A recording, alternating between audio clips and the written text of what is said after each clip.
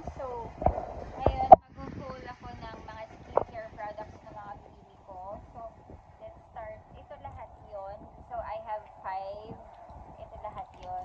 So, anyway, let's start dito. So, I bought this Bello Essentials. So, for refining siya, for refining and whitening toner. So, Bello.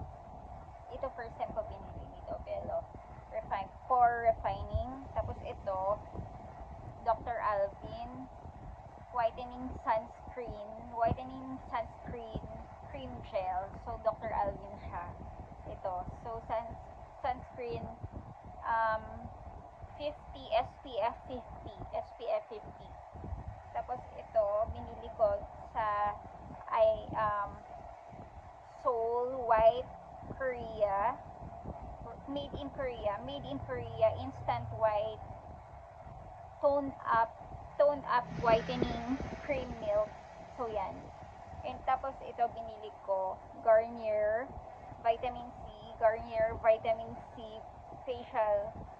face wash. Tapos ito binili ko fish oil. So bumili ako ng fish oil. Yan. Anyway, so yan lahat.